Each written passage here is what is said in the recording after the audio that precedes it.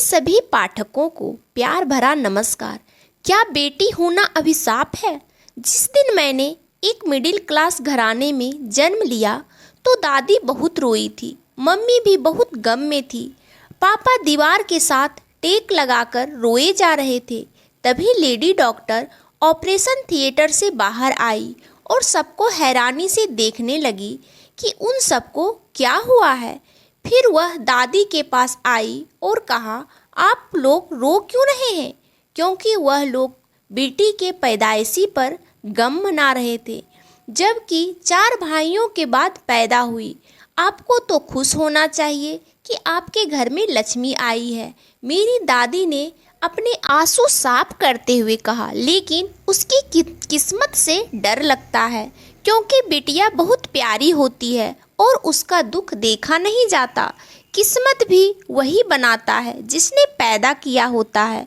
उसकी कृपा से हर हाल में करना चाहती हूँ। डॉक्टर तो यह कहकर चली गई, लेकिन मेरे घरवाले उसी गम में डूबे थे कि लड़की पैदा हुई है।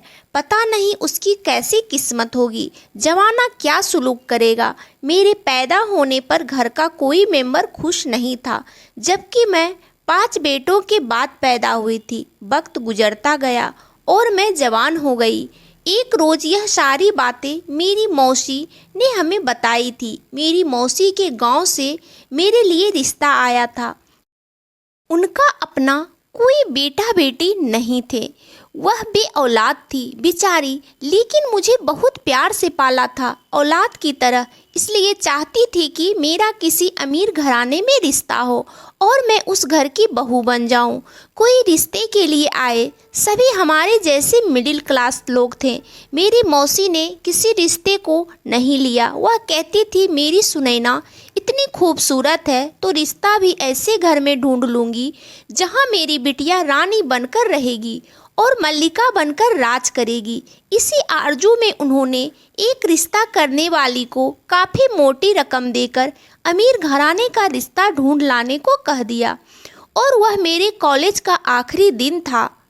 इस धूप में मेट्रो में गई, फिर मेट्रो से घर की तरफ आते हुए बदन पसीने से नहा गया और चेहरा अंगारी की तरह सुर्ख हो गया था। आते ही मैंने किताबें मेज पर रखी और पानी पीने किचन में गई थी, क्योंकि वहाँ पर फ्रिज रखा था। मैं पानी पी रही थी कि सामने कमरे से बातें करने की आवाज़ सुनाई दी। कदम वहीं रुक गए। आवाज़ जानी पहचानी नहीं थी, शायद कोई मेहमान थे। तभी मम्मी आ गई।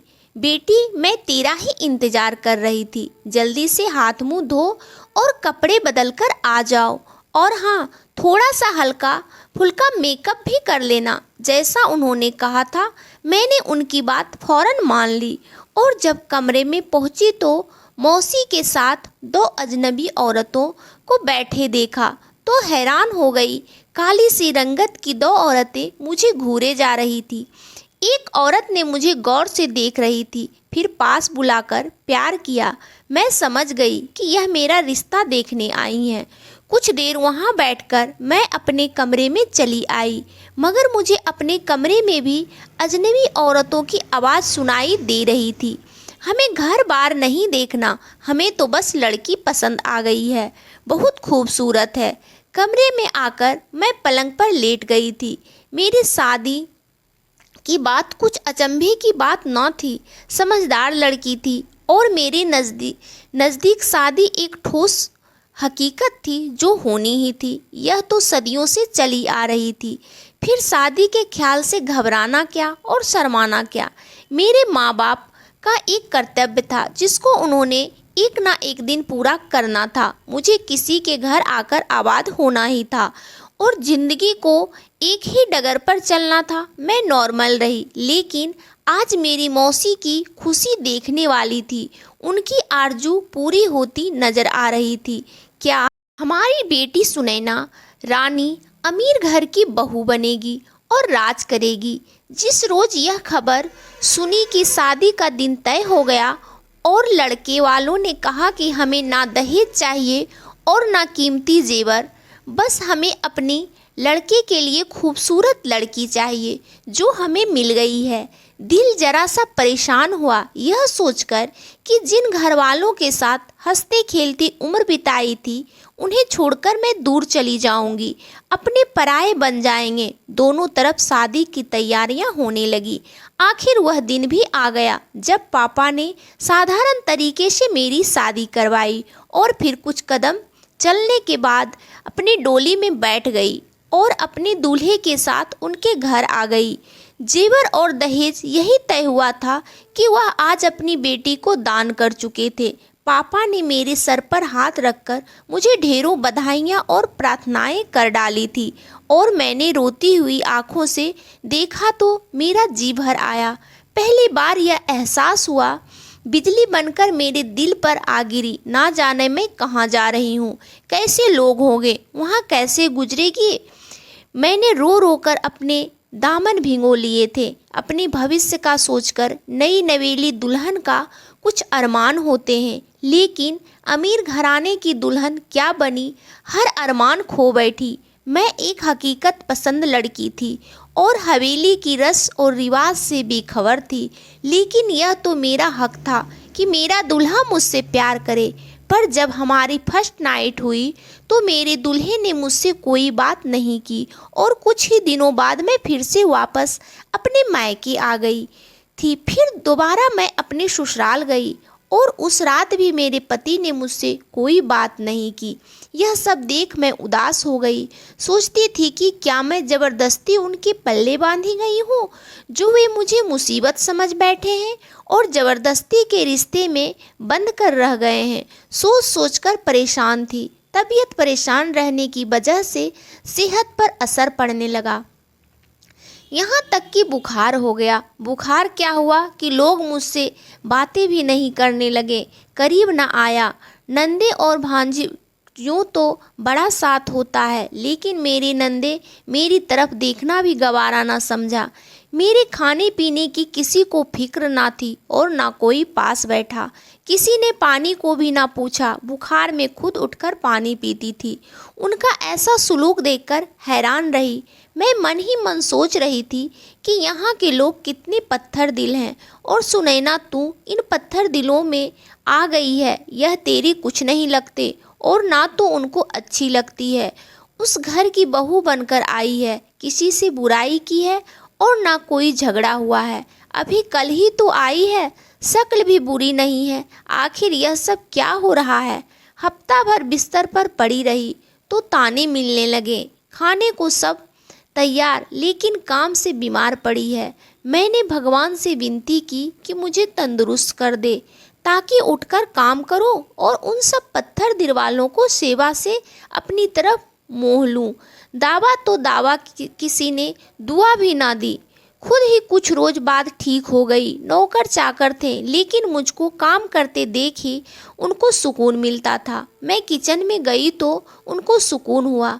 एक रात मैंने गौरव से उनके घर वालों की शिकायत की। किसी ने दवाई भी नहीं ला कर दी और बीमारी में करीब भी ना आए तो जवाब मिला, तुम गरीब लोगों में ना जाने कितने एहसास क्यों होते हैं। अरे बीमार से दूर रहना चाहिए ताकि दूसरे बीमार ना पड़ जाएं। तुम पढ़ी लिखी हो और बिल्कुल जाहिलों जैसी बात करती हो। अगले दिन मुझे ताना दिया, हल्का हल्का बुखार ही तो था, कामकाज क्यों छोड़ दिया था। उनके मुंह से यह शब्द सुनकर दिल टूटकर बिल्कुल चकनाचूर हो गया था। शायद मुझसे वह इसलिए ऐसे बातें कर रहे थे क्योंकि हम उनके जैसे ऊपर क्लास नहीं थे। हम मिडिल क्लास के गरीब लोग थे। अब बात मेरे कुछ समझ में आने लगी थी। जिंदगी के इस मोड़ पर एहसास हुआ कि अमीर घराने की बहू बनकर एक पुतला बनकर रह गई है। मेरा दिल बिल्कुल कटकर रह गया था। अब कुछ कहा या बोलना फिजूल था। जो भी पड़ोसी मुझे देखने आता तो कहते दहेज में कुछ नहीं लाई, गरीब घर से आई है। मैं क्या जवाब देती। दिन अजीब से गुजरने लगे। दिन भर किचन में नए नए पकवान बनाती, लेकिन कोई मुझसे खुश नहीं था। उल्टा ताने मिले, कुछ ढंग का पकाना नहीं आता, यह क्यों किया, यह क्यों ना किया। देसी खाना कौन खाता है। यहाँ चारों नंदे मेरे नुक्स पकड़ने में लगी रहती। कोई औरत दुल्हन को देखने आती, यह शुरू हो जाती, कोई ढंग नहीं है, माँ ने तमीज नहीं सिखाई और ना लिहाज सिखाया है। मैं चुपचाप उनका मुंह ताकती रहती। जब खुद मेरा पति मेरे साथ खुश नहीं था तो किसी से क्या शिकायत करती। 2 महीने में ही एकदम से आधी रह गई। मेरे लिए उससे बड़ा गम कोई नहीं था कि ना कामचोर थी, ना बदतमीज थी और ना कैरेक्टर खराब था, और ना क्यों मुझसे ऐसे खफा रहते हैं। मायके गई तो हर एक ने कई तरह के सवाल किए। हमारी बेटी शहजादियों की तरह रही होगी, नौकर आगे पीछे घूमते होंगे, मगर मैं कोई जवाब भी ना दी सकी। मेरी जिंदगी एक जलता आलूदी थी, किसी कुछ कह ना सकती थी। गम दूर करने की रात को तन्हाई में मैं अपनी डायरी लिखा करती थी, लेकिन यह भी मेरा एब गिना गया कि रात को ना जाने जग कर क्या करती है। डायरी का सहारा भी गया। गौरव भी आधी रात को घर लौटते थे, मुझे नींद ना आती। शादी के पहले तक की जिंदगी बड़े सुकून से गुजरी थी और घरवाले दावा करते थे कि हर तरह की समस्या में सब्र से गुजर कर सकती हूँ, मगर यहाँ आकर सब्र की इम्तहान तो खत्म ही हो गई। अक्सर उदास रहती, उदासी भी मेरे लिए अजीब बन गई। हर कोई कहता, नई दुल्हन ने तो घर में मनहूसियत फैला रखी है। मौसी कहा करती थी कि इंसान अपनी किस्मत खुद बनाता है, लेकिन अब मान गई कि ऐसा नहीं है। यह मेरी किस्मत का चक्र नहीं तो और क्या था।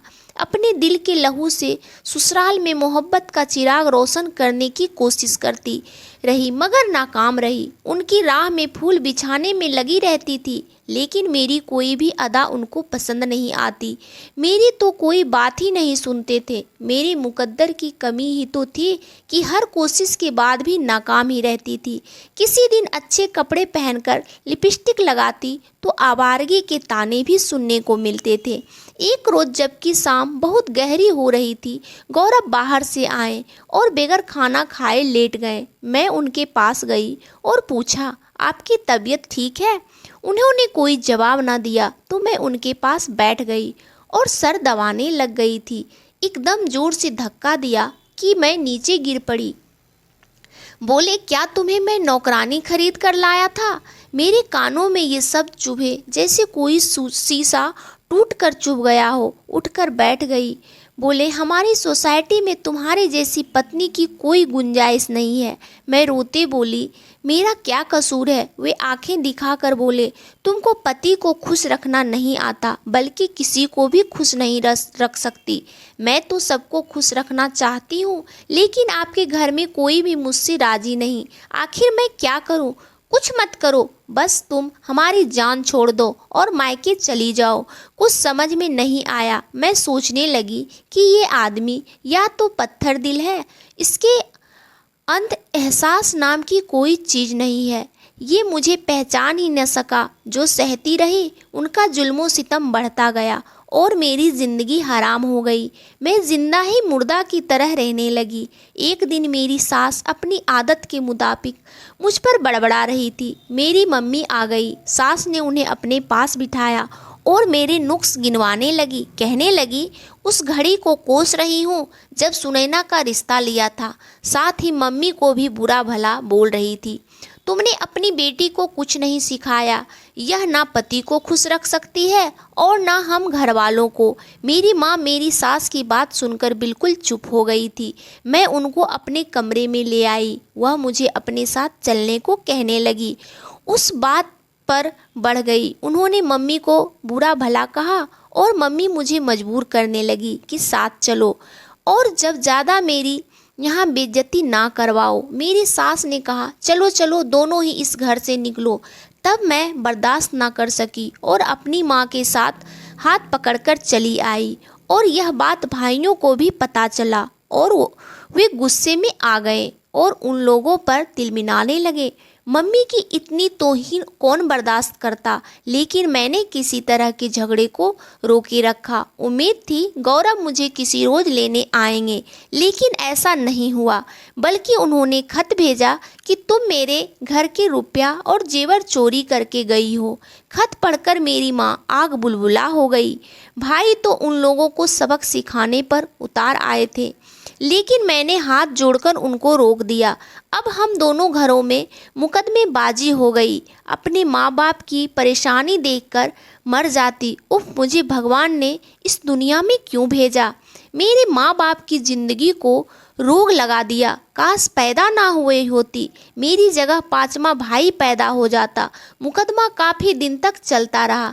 नतीजा यह हुआ कि घर में गरीबी और उदासी छा गई। शरीफ लोगों ने इस मुकदमा में माँ बाप की मदद की और इल्ज़ाम गलत साबित हो गया। उल्टा गौरव पर हर्जाना हुआ। अदालत के हुक्म से मुकदमे का खर्चा भी उसी को देना पड़ा। मेरे पिताजी ने मेरे टॉर्चर का दावा किया। मेरा अब ससुराल जाना नामुमकिन था। गौरव ने इंतकाम लेने का सोचा हुआ था। माली हालत और कमज़ोर हो गई तो मैंने नौकरी करने की ठान ली। उस दौरान मैं नौकरी करना बड़ी टेढ़ी खीर थी। कई जगह मैंने दरख्वास्त भी इंटरव्यू देने जाती तो लगता कोई किसी की निगाहों तो मेरे चेहरे पर एक्सरे कर रही है। घबरा कर चली आती। घर से बाहर निकली कब थी, बाहर की दुनिया को फेस करने की आदत नहीं थी। कदम फूंक फूंक कर रख रही थी। आखिरकार एक अच्छी नौकरी मिल ही गई। घर के गरीबी ने जोड़ों डाल रहे थे। आखिरकार उनके निशान मिटते गए और हम आराम और सुकून की ज़िंदगी बसर करने लगे। सोचती थी कि भगवान ने गौरव जैसे आदमी को मेरे साथ नहीं रखा तो अच्छा ही हुआ। उस रोज़ मैं अपने दफ्तर में काम में बिजी थी। वहाँ आ गया। वह शर्मिंदा खड़ा था। सुने ना, तुम यह नौकरी छोड़ दो। लोग मेरा मजाक बनाते हैं, मेरी बेइज्जती मत करवाओ प्लीज़। मैंने उसे सर उठाकर देखा और कहा, उस रोज़ दुनिया का ख्याल नहीं आया जब मुझे अदालत में खींचता था। मेरी अदालत के सामने मुझे बेनकाब किया था, मुझ पर चोरी का इल्ज़ाम लगाया था, मुझे जवानी में तमाशा बनाकर रख दिया था। उस रोज़ तुम्हें शर्म नहीं आई जब मेरे माँ बाप और भाई बहनों में गवाहियाँ ली। मैं यहाँ कोई भीख नहीं मांग रही हूँ, मैं तो एक इज्जत की नौकरी कर रही हूँ। सारे बाजार नाच तो नहीं रही। आज तुम किस ताल्लुक से और किस हक से मुझे लेने आ गए हो? मैं खुद तो तुम्हारे घर में नहीं आई थी। मुझे और मेरी माँ को निकाला गया था और तुम मुझे लेने भी नहीं आए थे, बल्कि अदालत में मेरी बेइज्जती करवाई। मुझे माफ़ कर दो सुनैना, हालत अभी इतने काबू से बाहर नहीं हुई। अपने माँ बाप से कहो कि मुकदमा आपस ले ले। और मुझे मेरे घर वालों ने भड़का दिया था, अपने ही घर को अपने हाथों से उजाड़ने लगा था। गौरव ने गिड़गिड़ा कर कहा। मैं चाहती थी कि वह अपने मुकाम को पहचान ले। उसे अपने सामने गिड़गिड़ाता देखकर मेरा दिल ठंडा हो गया। सुकून का सांस आया और मेरे इंतकाम को बस इतनी सी ही तलब थी। सब लोग अब तुमको याद करते हैं, तुम एक मौका दे दो। मैं तबाह होकर रह गया हूँ। क्या तुम मुझे माफ़ नहीं कर सकती? नहीं गौरव, अब तो अदालत ही फैसला करेगी, मैंने सख्ती से जवाब दिया।